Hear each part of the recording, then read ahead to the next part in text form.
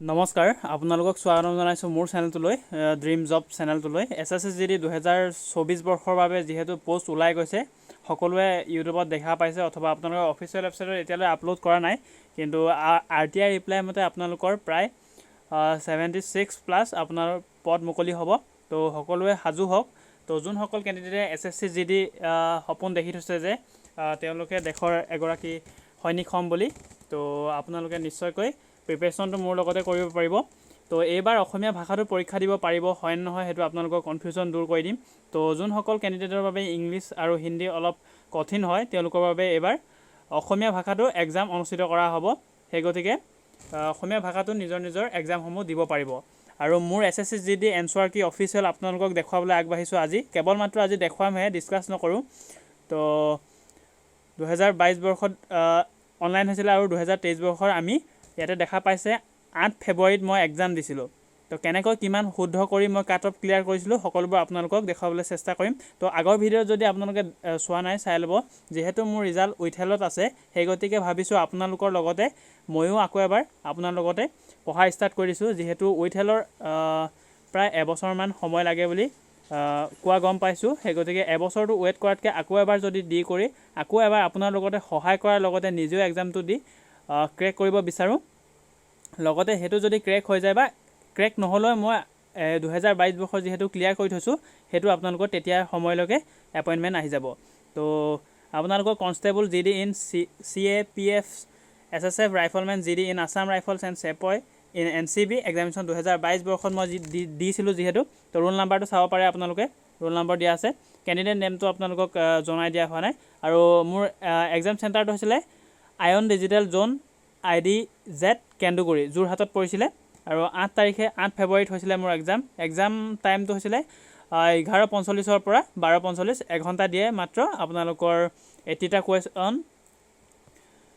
Question হয় যিহেতু আৰু 60 মিনিটছ থাকে আপোনালোকৰ এক্সামত টাইম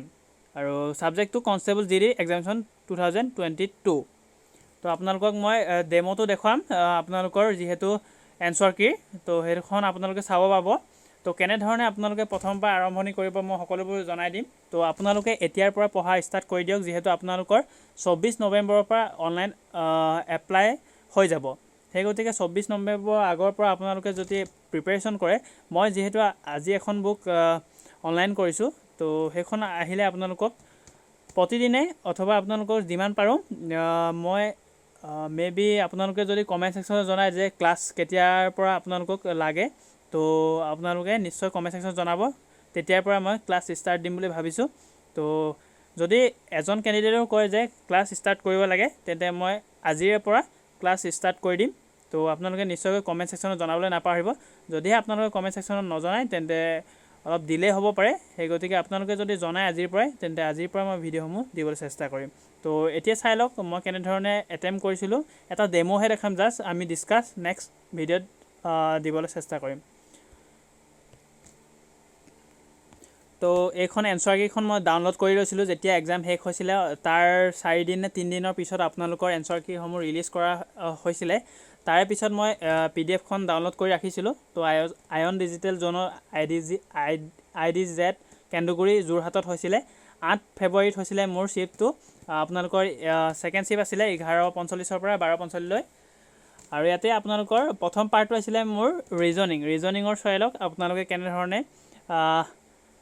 ইয়াতে মই যিহেতু হিন্দীত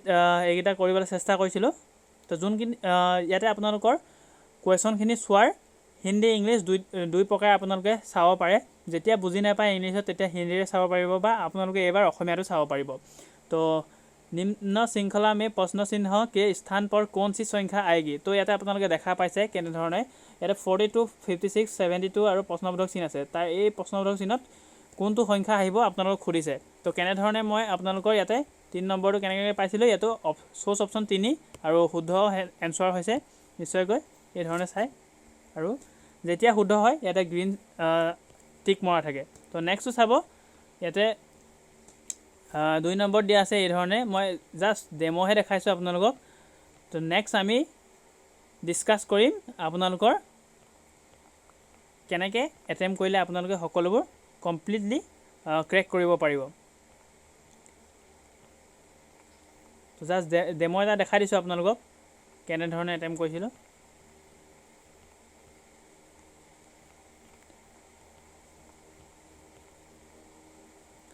তো আজিলৈ ইমানেই। তো আপোনালোকৰ যদি এই ধৰণৰ ভিডিঅ' লাগে বা মোৰ এনচাৰ কিখন সম্পূৰ্ণকৈ